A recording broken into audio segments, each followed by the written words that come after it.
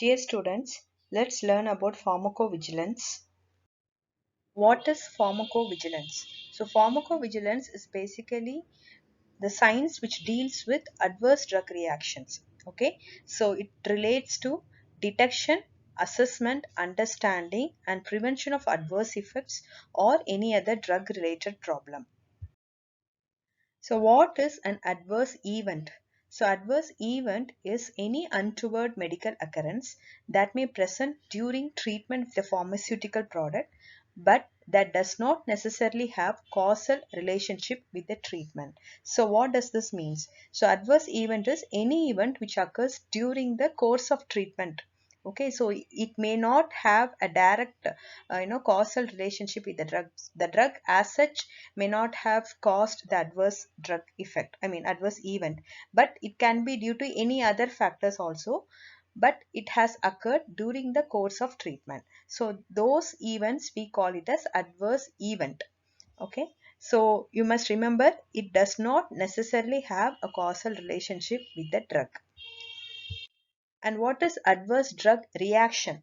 So there is a difference between adverse event and adverse drug reaction. So here adverse drug reaction means a response which is noxious and unintended and which occurs at doses normally used in humans for prophylaxis, diagnosis or therapy of disease or for the modification of physiological function, and there is a suspected causal relationship. This is what the difference is. So here adverse drug reaction means there is a causal relationship between the reaction and the drug. So there is more chance that the drug has caused the reaction rather than any other factors. So that is adverse drug reaction. And serious adverse drug event or reaction means any untoward medical occurrence at any dose that results in death or life-threatening condition which requires inpatient hospitalization or prolongation of existing hospitalization, which results in significant disability or incapacity, or which causes congenital abnormality. So, any adverse drug reaction which causes all these things, which either of these things, we term it as serious adverse drug event or adverse drug reaction. And you should know about these terms in relation to pharmacovigilance. So, association means the event associated with time, not necessarily linked with cause and effect. So, this is similar to the adverse event. Okay, so association, if you say that an event is associated with drug, that means the event is associated with the time of drug intake, but not necessarily it is caused due to drug. So that is what association means. So it's mainly the association with the time of drug intake. And causal relationship means the actual cause, a relationship between event A and B where A precedes and cause B. Suppose there is a drug intake and there is an adverse event like vomiting. So before the occurrence of vomiting, the patient should have taken the drug. Okay, so the drug intake is event A and the adverse reaction vomiting is event B, and event A should precede and cause the event B. Then we call it as causal relationship.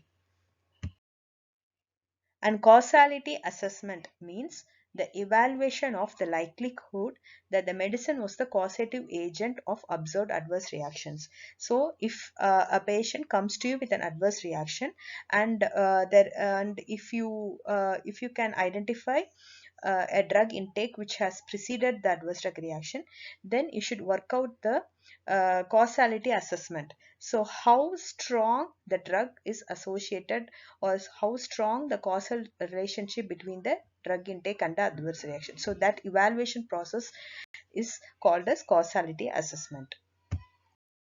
So, while doing this causality assessment, we assign certain terms to denote the strength of causal relationship between the drug and the event. So, certain means there is a time relationship between the drug intake and the event, and that adverse effect cannot be explained by any other disease or any other drugs, and the response to withdrawal is possible. That means if you stop the drug, then the adverse reaction is either reversed or stopped, okay, or cured. And re-challenge is satisfactory. So that means if in certain conditions, in mild adverse drug reactions, you can give the drug back and see if the adverse drug reaction is reoccurring. Okay, so if the re-challenge is positive, then the strength of causal relationship is very strong. So we are certain that the drug has caused the reaction. So when all these conditions are satisfactory, then we call it as certain. Okay, and probable means here the time relationship to drug intake will be there, and it is not attributed to other disease or other drugs, and response to withdrawal is clinically reasonable. So the D challenge. So the third point we call it as D challenge. So if you stop the drug, then the adverse reaction will be reversed back. And re-challenge is not required. So here, if the re-challenge is not positive or if the re-challenge is not done, then we term it as probable. And possible means there will be a time relationship and it cannot be explained by any other drugs or disease, but the D challenge, okay, the D challenge information is not clear. So the information on drug withdrawal may be lacking or unclear. So those type of adverse drug reaction, then we call it as possible. The causal relationship is possible. And unlikely means the time to drug intake is improbable. Okay, so we cannot strongly say that the time, the relationship is there between the drug intake and the adverse reaction, and also the disease as such or any other drugs can provide plausible explanation. So it might have been caused by the disease or it might have been due to any other drugs. So in those kind of situation, we call the causal relationship as unlikely. And unclassified means suppose they are giving you a data of an adverse drug reaction, but the data is not adequate and more data is needed for proper assessment, okay, or additional data is required. So those kind of adverse drug reaction, then we call it as unclassified, because you cannot make a correct assessment with the data which you have received. And unaccessible means the information is insufficient or contradictory, so wrong informations or contradictory informations in the report, and the data cannot be verified. So those type of adverse drug reactions cannot be assessed at all. So those reactions are called as unaccessible. So these are the terms we use while doing the causality assessment. Okay, so these are the terms we assign to describe the strength of causal relationship between the drug intake and the adverse drug reaction. So certain means it is more strong. Okay.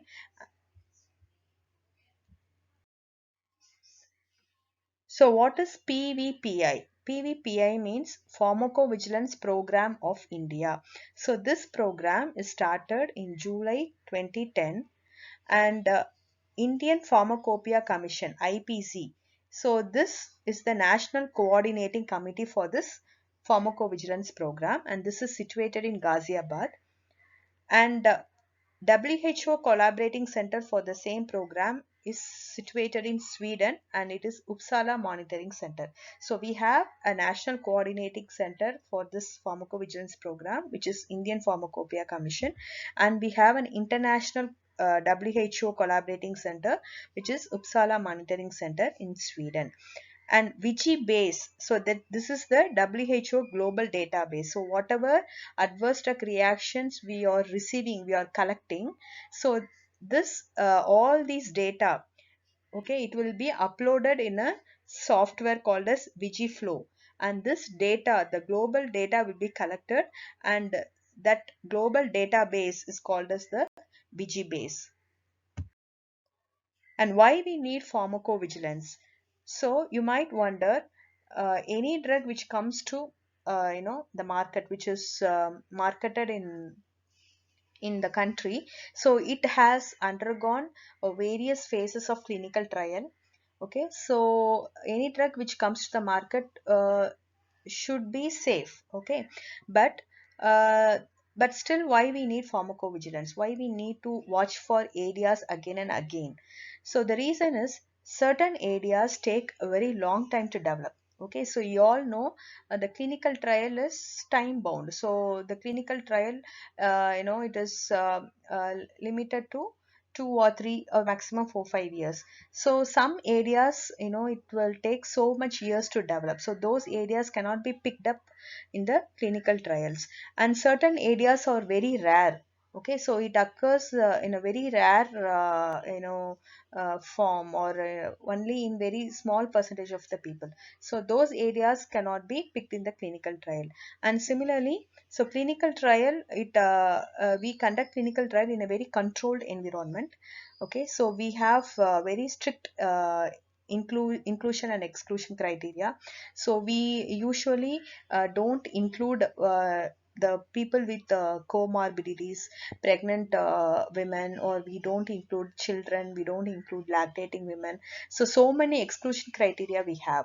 So it's a very controlled environment. So the drug which is tested in such a controlled environment, once it comes to once it is marketed, it will be used by a variety of people. Okay, so people with liver disease will take the drug, people with hypertension will take the drug, pregnant women will take the drug. So some areas which are missed in the clinical trials will be picked up in the post marketing surveillance. So that is why post marketing monitoring is needed, and that is why pharmacovigilance is needed. And PSER means Periodic Safety Update Report. So it is actually a pharmacovigilance document which provides and update the safety experience of a medicinal product to regulatory authorities at defined time points post authorization. So once the drug is authorized to be marketed, after the drug is marketed, so the safety data of the drug, okay, so it should be updated to the regulatory authorities by the drug companies periodically, okay, at certain point of time. For example, once in 6 months for every 2 years. So this varies between countries. Okay, the time interval varies. So the concept is post authorization of the drug companies cannot just get the license, market the drug and just go. They have to update the safety data periodically, okay, for certain period of time post authorization. So that is the periodic safety update report. So who can report these adverse drug reactions? So all healthcare professionals can report. So doctors, nurses, pharmacists, so all healthcare professionals can report, and even consumers, those who are taking the drug, can report directly. If they are experiencing any adverse drug reaction, they can report directly, and even pharmaceutical companies, they can report adverse drug reactions. And what to report? So do we have to report only very serious or very rare adverse drug reactions? No. So all suspected adverse, any suspected adverse drug reactions should be reported. It can be serious or non-serious. It can be a very frequent, even a nausea, headache, vomiting, which is very frequent with most of the drugs. It can be reported, or rare areas. It can be reported. Known and unknown, even the known areas. Okay, so if you are taking an aspirin, it will cause gastritis, and it is a very known area. But still, you can report the area when you come across such kind of adverse drug reactions. Okay, so all kind of suspected areas can be reported. And how to report? So how to report these areas?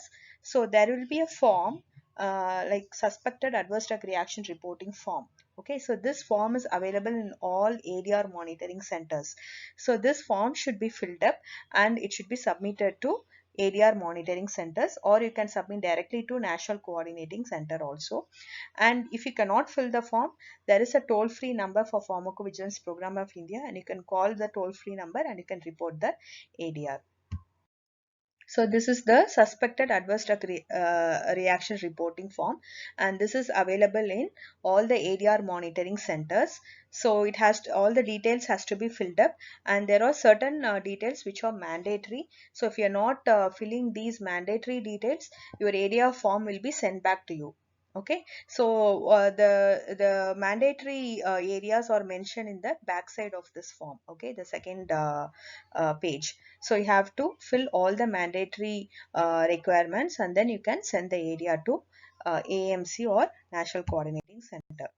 So how the data flow occurs. So once this ADR is uploaded, so ICSR means individual case safety report. So that is what the ADR form is. Okay. So once this ADR form is uploaded, once the ADR form is sent to AMC, it will be uploaded in the VGFlow software. So once it is uploaded, this ADR will be received at the National Coordinating Center. Okay. So in the National Coordinating Center, they will do a quality assessment of the ADR reports, and if they find that the ADR is satisfactory, ADR report is satisfactory, then they will send that to the WHO Uppsala Monitoring Center, the International Coordinating Center, and they will also send the ADR report to CDSCO. Okay, so CDSCO means what? Central Drug Standard Control Organization. So this is the Drug Regulatory Committee in India. So if the ADR report is not satisfactory or if it is incomplete, then they will resend the report back to the AMC, the ADR monitoring center, for filling the missing details, or for correcting the areas. So this is how the data flow occurs. So the data which is collected by the all these ADR Monitoring Center, NCC, and WHO Global Center. So all this data will be utilized for signal generation. So that means any new safety informations, if they are come across, then they create a signal and it will be intimated to all the drug regulatory authorities. And for drug regulation purpose, suppose if any new information has to be added to the drug label or the information brochure which comes with the drug, so those regulatory activities will be carried out. And for education purposes, so all the the area data will be utilized for educating the healthcare professional about the safe drug use. So these are all the various ways in which the data is utilized. So pharmacovigilance is all about voluntary reporting. As a healthcare professional, each and every one of us has a responsibility to report whatever area we are coming across during our clinical practice and contribute to the pharmacovigilance program of India. Thank you.